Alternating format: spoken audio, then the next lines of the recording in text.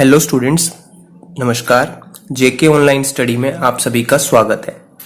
आज की क्लास में हम net factor income from abroad के कंपोनेंट्स को पढ़ेंगे, लेकिन उससे पहले मैं आपको ये याद दिला दूं कि लास्ट क्लास में हमने net factor income from abroad के बारे में पढ़ा था।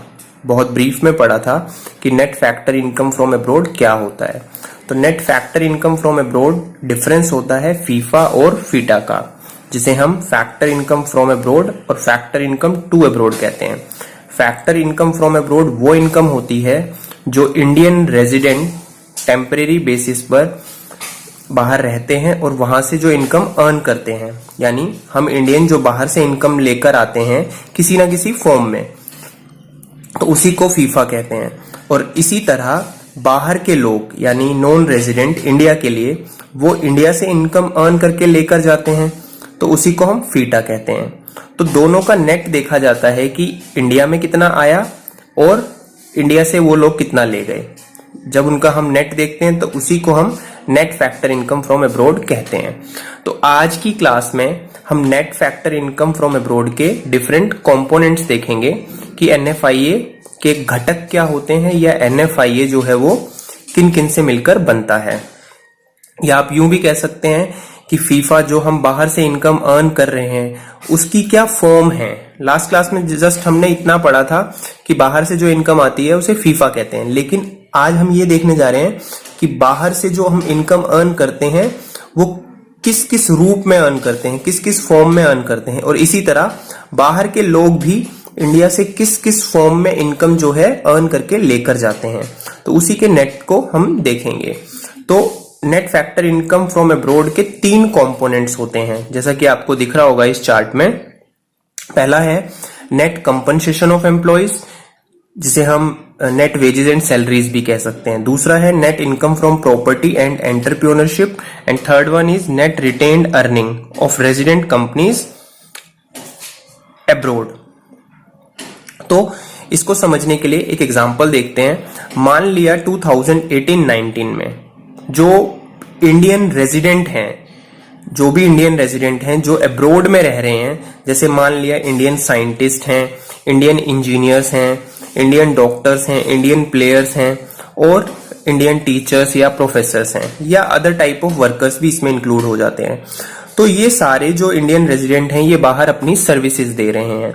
तो सर्विसेज दे रहे हैं तो इन रिटर्न उनको कुछ ना कुछ वेजेस या सैलरीज मिलेंगे। जो उनको अपनी सर्विसेज के बदले मिलता है उसी को हम कंपनसेशन ऑफ एम्प्लॉइज कहते हैं, और इजी वे में आप कह सकते हैं वेजेस एंड सैलरी। तो मान लिया ये सारे लोग जो इंडियन रेजिडेंट हैं और बाहर जो सर्विस दे रहे हैं वो 10,000 करोड़ अर्न करते हैं, तो ये इनकम इंडिया में आएगी। लेकिन अब ऐसे ही लोग जो इंडिया में नॉन रेजिडेंट हैं और ये बाहर के लोग हैं, scientist, engineer, doctor, player, teachers, India में अपनी सर्विसेज दे रहे हैं, तो ये भी तो अर्न करके लेकर जाएंगे। तो मान लिया ये जो इनकम अर्न करते हैं वो है 8,000 करोड़, तो 10,000 करोड़ हमारी कंट्री में आ रही है और 8,000 करोड़ वो यहां से लेकर जा रहे हैं। तो इसी का नेट देखेंगे तो कितना आएगा, 2,000 करोड़। इसी को हम बोलते हैं नेट कंपनसेशन ऑफ एम्प्लॉइज, यानी इंडिया के वर्कर्स ने और बाहर के वर्कर्स ने उसका डिफरेंस क्या है और उसका नेट क्या है, तो इसी को बोलते हैं नेट कंपनसेशन ऑफ एम्प्लॉइज। तो आपका ये फर्स्ट कंपोनेंट होता है एनएफआईए का। सेकंड कंपोनेंट होता है net income from property and entrepreneurship. आप यहाँ पे ध्यान दीजिएगा, यहाँ पे बोला गया है इनकम फ्रॉम प्रॉपर्टी, एक ये चीज है, और दूसरा है एंड एंटरप्रेन्योरशिप। अब प्रॉपर्टी जो होती है उससे 2 तरह की इनकम होती है। प्रॉपर्टी से आपको रेंट मिलता है और प्रॉपर्टी से आपको इंटरेस्ट मिलता है। हाँ, इस प्रॉपर्टी में ध्यान रखिएगा फिजिकल प्रॉपर्टी भी आती है, जैसे बिल्डिंग, शॉप, फैक्ट्रीज। तो इनसे आपको, मान लिया आपकी लैंड है बाहर, आपकी किसी इंडियन ने ले रखी है, उसकी बिल्डिंग है, उसकी शॉप है या उसकी फैक्ट्री है, तो उसने वो किराए पे दे रखी है, तो उसको क्या मिलेगा, उस प्रॉपर्टी से किराया मिलेगा, तो ये उसकी इनकम हो जाएगी। इसी तरह मान लो आपने जो है कोई फाइनेंशियल असेट्स खरीद रखी है, ये भी आप प्रॉपर्टी के अंडर ही आता है। मान लो आपने शेयर्स या डिवेंचर्स खरीद रखे हैं, तो आपको उसके बदले क्या मिलेगा, इंटरेस्ट। तो ये वो इनकम है प्रॉपर्टी से जो इंडियन जो है बाहर अर्न कर रहे हैं, और ये मान लिया कितनी है 25,000 करोड़। ऐसे ही कोई इंडियन जो है बाहर की कंपनीज को एंटरप्रेन्योरशिप दे रहे हैं अपनी सर्विसेज, तो उसके बदले उनको प्रॉफिट मिलेगा। जो बाहर की कंपनियां हैं उनको एंटरप्राइज या उनको मैनेज कर रहे हैं तो उनको प्रॉफिट मिलेगा। तो इस तरह जो इंडियन इनकम अर्न कर रहे हैं बाहर से वो है 25,000 करोड़। अब इसी तरह की सर्विसेज, या मान लिया बाहर के नॉन रेजिडेंट जो हैं इंडिया में कोई बिल्डिंग, उनकी किसी बिल्डिंग के वो ओनर हैं और या शॉप्स फैक्ट्रीज के ओनर हैं और उन्होंने इंडियन लोगों को रेंट पे दे रखी है, तो इस तरह वो भी इनकम अर्न करके लेकर जाएंगे रेंट, इंटरेस्ट और प्रॉफिट की फॉर्म में। तो वो मान लिया बाहर के लोग 20,000 करोड़ अर्न करते हैं, तो नेट इंडिया में कितना बचा 5,000 करोड़। ये वो इनकम है जो हम रेंट, इंटरेस्ट, प्रॉफिट की फॉर्म में बाहर से लेकर आए, और ये वो इनकम है जो बाहर वाले लोग इंडिया से रेंट, इंटरेस्ट, प्रॉफिट की फॉर्म में लेकर गए।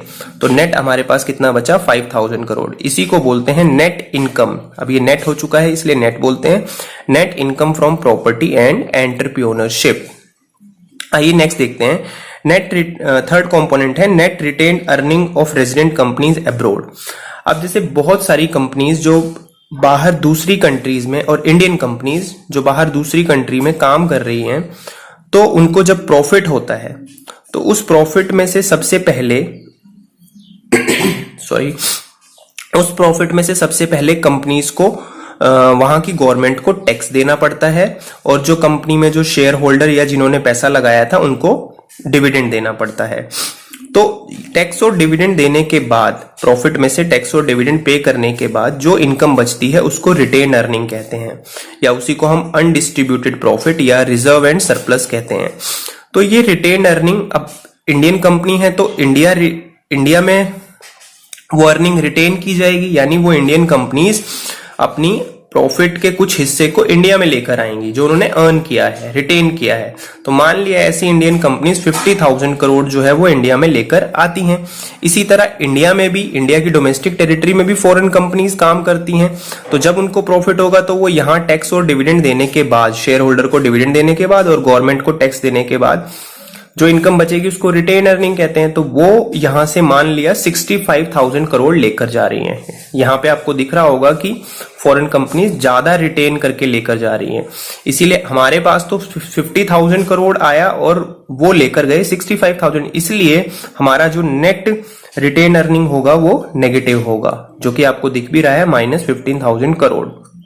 तो इन तीनों फॉर्म में, इन तीनों कंपोनेंट की फॉर्म में हमारे पास जो है factor income from abroad, net factor income from abroad जो है वो निकल कर आता है। तो net factor income from abroad क्या होगा, net compensation of employees plus net income from property and entrepreneurship and net retained earning. तो आपने ये देखा नेट कंपनसेशन ऑफ एम्प्लॉइज कितना था 2,000, net income from property and entrepreneurship कितना था 5,000, और नेट रिटेन अर्निंग कितना है -15,000। जब आप इसको ऐड करेंगे तो 2,000, 5,000, 7,000 -15,000, तो दिस कम्स आउट -8,000। तो ये आपका होगा net factor income from abroad. तो इस तरह हमारा ये टॉपिक खत्म होता है। तो आई होप आपको ये समझ में आया होगा, और अब मैं नेक्स्ट स्लाइड में आपको इसी से रिलेटेड 1-2 क्वेश्चंस देता हूं, और उसको आप ध्यान से देखिएगा और उनके आंसर जो है आप कमेंट में लिखकर बता सकते हैं। और किसी तरह की भी क्वेरी या क्वेश्चंस आपको पूछना है तो आप कमेंट में पूछ सकते हैं, मैं डेफिनेटली उनके आंसर्स करूंगा। Thank you students, take care, bye.